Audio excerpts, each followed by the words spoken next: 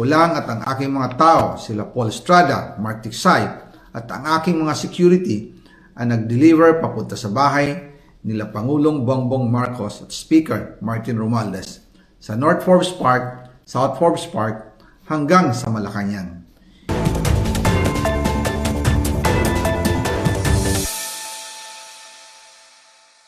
Ayon sa Pangulo, he won't dignify Saldico's allegations.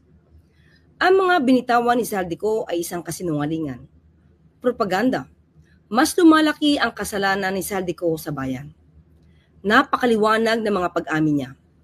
Umamin si Saldico sa ginawa niyang mga insertions para sa budget 2025.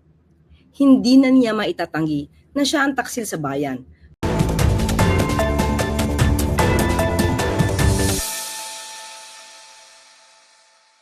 Ako po si Orly Gutisa, may asawa, nasa tamang edad, Pilipino. Makatapos makapanumpa na ngayon sa umiiral na batas ay nagsasaad at naglalahad ng gaya ng mga sumusunod. Ako po ay lumabas upang magsalita sa isyu na ito. Ngayon ko po napagdugtong-dugtong yung naging partisipasyon ko po sa anomalya at korupsyon na ginawa at lumalabas sa hearing na ito. Yung palang pera na binubuhat namin at dinideliver mula sa masamang gawain na nagdulot ng baha na ikinamatay ng tao at imbis na gamitin ang pera sa edukasyon, medikal at programa na mapunta lamang pala sa bulsa ng mga politiko. Nagtatrabaho lang po kami ng mga kasama kong sundalo sa Philippine Marines. Huwag sana isipin na aking mga kasama na nagtatraidor ako.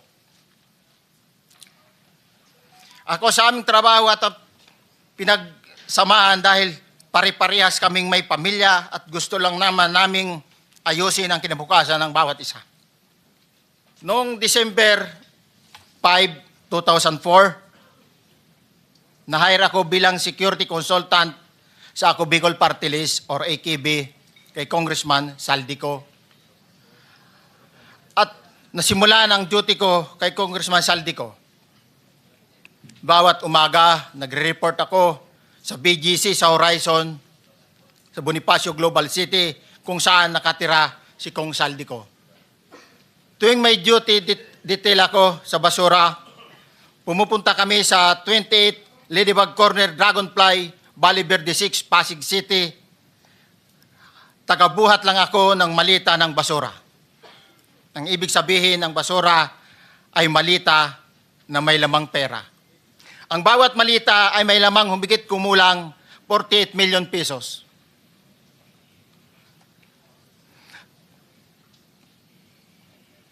Ang bawat malita ay may post-it na nakadikit na nakasaad kung magkano ang laman ng bawat malita.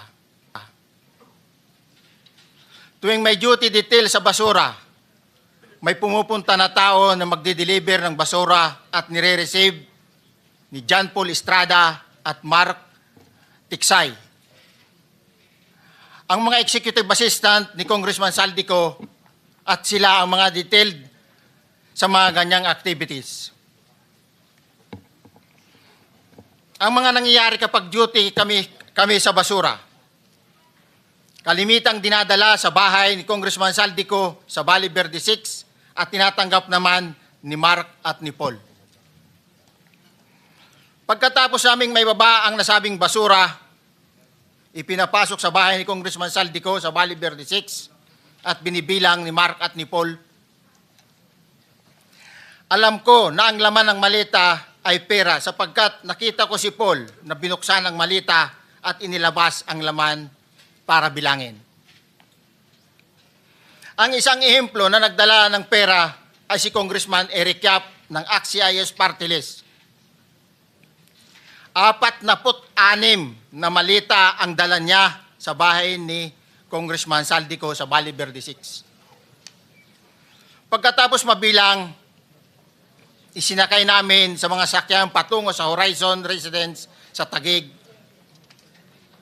at dumiretso kami sa basement upang may baba ang nasabing basura. Pagkatapos, mabilang ang sinasakay namin sa mga sakyang patungo sa Horizon Residence, Taguig. Pagdating sa Horizon Residence, dumidiretso kami sa basement upang maibaba ang nasabing basura at dalhin sa unit ni Congressman Saldico sa 56th floor sa nasabing lugar kung saan siya nakatira. Bago ibaba ang nasabing basura, ito ay bawas na. Halimbawa, nag-akyat kami ng 46 na malita. Ibababa lamang namin ay 35 malita para i-deliver sa bahay ni House Speaker Martin Romualdez sa 42 McKinley Street, Taguig. Ang labing isang malita ay naiwan sa taas ng 56th floor sa Horizon Residence. Humigit kumulang 3 bisis ako mismo ang nag-deliver ng basura sa bahay ni Congressman Saldico, sa Horizon Residence at sa mga bahay ni Speaker Romualdez sa 42 McKinley Street, Taguig.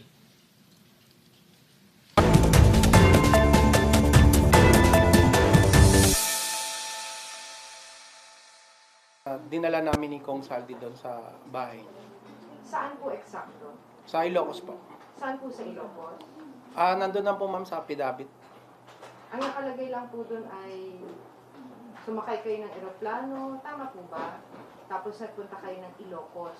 Yes po. Pero saan po doon? Pwede po bang humingi pa ng detalye? Saang bahay? Saang syudad? Lawag, Oo, Paway, Paway. Bigan. Alam niyo po kaya yung ganong Pwede detail? po. Yung ano po, may lake po. Ilan po yung ano. May ano, boss? Yung may lake. Kasi sa amin, sir, from the very beginning, ang ano namin dito is katotohanan lamang ang sinasabi namin. Sana hindi kami kipitin, hindi nila ibaba yung credibility namin. Kasi kami, from the beginning, walang kinalaman si Sir Mike, Mike Defensor. From the very beginning kami, desisyon namin to buo. Nailahad na namin kasi sobra na mag-18 point something trillion ng utang na Pilipinas. Paano yung mga anak namin? Paano kami? Mamamayang Pilipino, mahihirap. Saan namin pupulutin ng sunod na araw yung mga anak namin? Saan namin pa? Kung ang pundo ng gobyerno ginaganyan nila. Sa ganitong sitwasyon namin ngayon, ma'am, nagigipit kami. Kung sino lang magbabanta, kung sino magbabanta. Sana tapusin na natin itong issue na to. Tapusin ang korupsyon sa bansang Pilipinas. Yan lang po ang hiling namin ang bawat isa sa amin mo. Neutral kami lahat. Hindi kami pro Duterte lahat. Hindi kami pro BBM din. Neutral kami, sir. Nagtrabaho ordinaryong Pilipino lang, sir. Sa ganitong sitwasyon na naglalahad kami ng katotohanan na aming salaysay. Sana respetuhin nila kami. Bigyan nila kami ng credibility. Hindi baba yung moral namin. Para ito sa bayan, sir, ang ginagawa namin, sir. Hindi ito pang sarili lang namin. Totoo, yan ang bago kami lumabas. Ang sabi ng abogado sa amin ni Atty. Levy, sabihin nyo lang ang totoo. Ang hirap mag-depend sa Korte Suprema o saan korte. Basta nagsisinungaling ka. Yan ang natatandaan ko sa mga sinasabi niya. Maraming salamat po. May dagdag ko na rin po dito tungkol po doon sa mga sinasabi nila na paninira tungkol sa amin na tinitignan kasi nila doon sa pagiging marino namin, sa pagkamarines namin, kung ano yung naging problema namin, kung bakit lumabas kami sa serbisyo. Marami pong dahilan sa pamilya, minsan sa may mga kaso, ganun po. Pero hindi yon basihan sa mga siniwalat namin tungkol doon sa mga pira na nasaksihan namin na dinideliver sa mga opisyalis ng gobyerno. Yun lamang po ang inaano ko doon, ma'am. Kinaklaro ko doon. Wala pong kinalaman sa pagkatao namin, sa pagkamarines namin, doon sa isyo ng anomalya sa pira na dinideliver namin sa kanila. Kano po Yun lang kadalas po. uli yun? Yung pag-deliver nyo? Sa akin, ma'am, sa part ko, dahil driver ako ni Boss Saldi, so ako yung laging isa na nagdi-deliver sa kanila. Siguro 3 beses sa isang linggo. dinadala namin yung mali-malitang pira doon sa bahay ni former Speaker Martin Romualdez.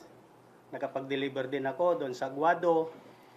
Nakapag-deliver din ako doon sa bahay ni Stella Kimbo. Nakapag-deliver din po ako doon sa bahay ni former Senator Trillanes. Yun po yung participation ko bilang driver ni Kong Saldico. Yung kay Trillanes po, anong diniliver nyo? Ang dineliver doon isang paper bag. At ang nagdala po doon ay ni boss na si Mark Tiksay. Ba't alam niyo pong pera? Yun po yung sabi ni Mark Tiksay po, na ang laman ng pera na yon ay ang laman ng paper bag na yon ay pera at ibibigay nga kay former Senator Trillanes. Doon po sa Antipolo. Sa bahay niya po doon. Pero, again, nasilip nyo naman po yung laman ng mga maleta po, di ba? Or kay Mr. Tiksay lang po kayo nakikipag-contact? Alam namin sir na pera yung laman nun dahil pag bago nila namin i-deliver yon, binibilang muna po yon. Piniprepare ni Mark Tiksay or ni Paul Estrada yung mga pera na yon. So alam po namin na pera talagang laman nun. Nandun ho kayo Opo. bibilang? Although nandun sila sa taas po ng bahay ni Boss Saldi, pero alam namin na yun talaga ang ginagawa nila. Minsan pa'y nasaksihan ko rin, pamakyat ako sa taas, dahil kami nga yung magbubuhat ng malita sa bahay ni Boss, dadalhin sa sasakyan. So nakita ko, yung ibang kasama ko, na binibilang ni Paul Estrada or si Mark Tiksay. So totoo po lahat yun, ma'am, ang issue na yon. At wala pong dinagdag, wala pong binawas. Kung ano lang yung sinabi namin doon, pawang katotohanan po lamang.